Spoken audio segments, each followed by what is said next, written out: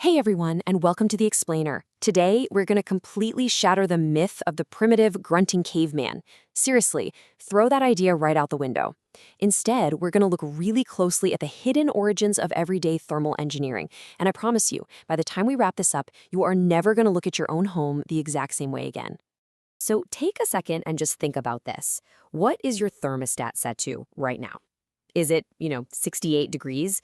Maybe a cozy 72. You probably said it once, totally forgot about it, and just went about your day.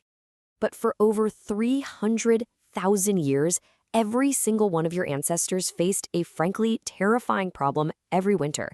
They had no thermostat, no modern insulation, no walls, no modern heating system whatsoever. Okay, let's dive into this because we really need to understand what they were actually up against. We are talking about negative 40 degrees Fahrenheit out on the Eurasian steppe. Now, this isn't that quick, annoying chill you feel when you're just running to your car in December. No. In this kind of extreme cold, the wind doesn't just chill you, it actively hunts you. Exposed skin literally begins to die within minutes. Even just breathing physically hurts your lungs. Without serious preparation, if you dropped a modern human into this environment, they'd be dead before sunrise, for sure. Section 1. The Myth of the Caveman. So to understand how they managed to survive this, we first have to unlearn almost everything pop culture has taught us about Ice Age survival. We've got to ditch that popular image we all have in our heads of shivering, hunched-over cave people, just huddled around a pathetic, flickering little fire in some damp cave. The archaeological reality tells a completely different story. They weren't just barely scraping by. Our ancestors were brilliant, highly skilled thermal engineers. Actually, the first major misconception is that they all just sort of lived in natural caves. For example, look at Castor in Russia. Dating back 800,000 years, researchers found these deliberate, precise, circular excavations dug about 6 to 8 feet deep and up to 12 feet across. And you might wonder, why do all that digging? Because at that specific depth, the Earth acts as natural insulation. The ground temperature down there stays 20 to 30 degrees warmer than the freezing air up top. They didn't try to fight the cold on the surface, they engineered a way to go right beneath it. Section 2. Master of Thermal Engineering. But moving below ground, well, that was just the beginning. The real sophistication happened when they started building complex structures above ground to trap heat, and this brilliantly illustrates their leap in engineering. 26,000 years ago at Dolní Věstonice in the Czech Republic, they built winter shelters with precisely layered thermal walls. And they didn't just rely on guesswork here. For the inner layer, they used animal hide with the fur facing inward to trap the warm air right against their bodies. Then the middle layer was dried grass and moss to wick any moisture away. And finally, the outer layer was woven mats of reed and bark. This resisted the harsh wind, but remained breathable enough to let moisture escape so it wouldn't freeze inside the walls. I mean, this wasn't primitive at all. What they created 26,000 years ago is exactly what we define today as a vapor barrier. Now, sure, the materials were obviously different. They're using hide, moss, and bark instead of, insulating foam and Tyvek wrap. But the physics? The physics were absolutely identical to the insulation inside the walls of your modern home today. It's genuinely amazing to think about. Section 3. Mammoth Bone Architecture. Now we're going to look at the absolute climax of their engineering prowess. When archaeologists first saw sites in Ukraine and Russia like Mezhyrich and Kostenky, it literally stopped them cold. These were not caves, they weren't simple windbreaks. These were massive engineered buildings constructed entirely from woolly mammoth bones. They actually used mammoth skulls weighing over 200 pounds each as their foundation blocks. Then they'd take curved tusks, arrange them into these incredible dome-shaped frameworks, and fill in the gaps with hundreds of smaller bones for structural support. Finally, they'd cover the entire exterior in layers of stitched, thick mammoth hide, shaped perfectly to shed the snow. This is awe-inspiring architectural design. And the crazy part? They were incredibly effective. Experimental reconstructions of these mammoth bone and hide houses show that, when warmed by just a modest little fire, they could maintain interior temperatures 40 to 50 degrees warmer than the outside air. Modern Arctic shelters, armed with industrial insulation and electric heating, often perform no better. Think about that for a second. Stone Age builders matched the thermal performance of modern Arctic engineering using nothing but bones, hide, and stone tools. So the crucial point is that this level of survival required immense proactive coordination. Building just one of these structures took 2 to 3 weeks of intensive labor by 8 to 10 adults working perfectly together.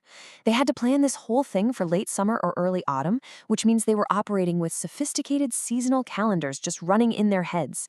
And get this, they even engineered underground permafrost chambers connected by short tunnels to serve as natural meat refrigerators. They were managing a continuous, highly complex living winter system. Section 4. Fire, fuel, and airflow. Of course, even the absolute best walls are pretty much useless without a heat source, right? Let's look at the incredible systems running inside these structures. This quote perfectly captures the reality of their existence. Fire wasn't just warmth, it was the entire operating system of Ice Age winter life. Without highly managed, tightly controlled fire, this incredible architecture would have been nothing more than a freezing tomb. Inside these homes, they created highly planned heating zones. A central hearth provided the primary heat, while secondary hearths around the perimeter created very specific task zones, like for cooking, tool making, or just keeping infants warm. And because wood was incredibly scarce on the treeless steppe, they actually engineered their fuel. They processed mammoth dung and bone to maximize burn efficiency. It's just a completely brilliant solution. Plus, their ventilation setup still impresses modern engineers today. They deliberately designed ground-level openings to pull in fresh air and larger openings near the top apex to let warm, moisture-laden air escape. This prevented the moisture from building up and literally freezing the structure from the inside out. And they applied this exact same brilliance to their clothing through something called composite layering. They used multiple layers of different animal hides. We're talking wolf fur, fox, Arctic hare, and each one was selected for a specific thermal property. The inner layer trapped heat, while the outer layers shed wind and moisture.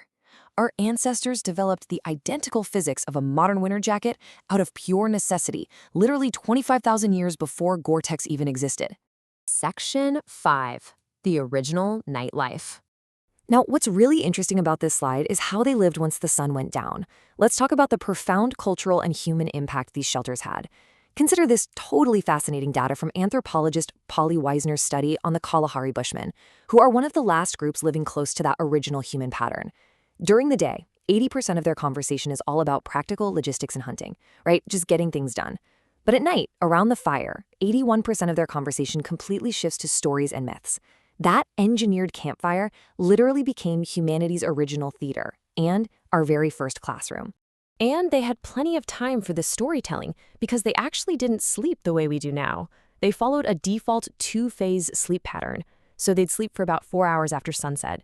Then they'd naturally wake up and stay awake for 1 to 2 hours right in the middle of the night, and then go back to sleep for another 4 hours until dawn. And this wasn't insomnia. A famous 1992 experiment by psychiatrist Thomas Ware confirmed that when modern humans are stripped of artificial light, we automatically revert to this exact same 2-phase pattern. So our ancestors weren't just sleeping through the cold, they were living a rich, incredibly active nightlife. Think about the profound impact of those wakeful midnight hours. What were they doing?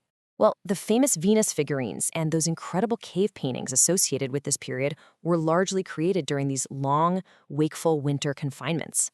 The art that literally defined our species wasn't made on sunny summer days. It was forged by firelight inside these brilliantly engineered bone houses, while the entire world outside was locked in deadly ice. Section 6. Inheriting the warmth. Let's move to Bryjon and see how this builds across the timeline. As the climate eventually warmed and the forests expanded, the Ice Age finally ended, and the need for these massive structures faded away.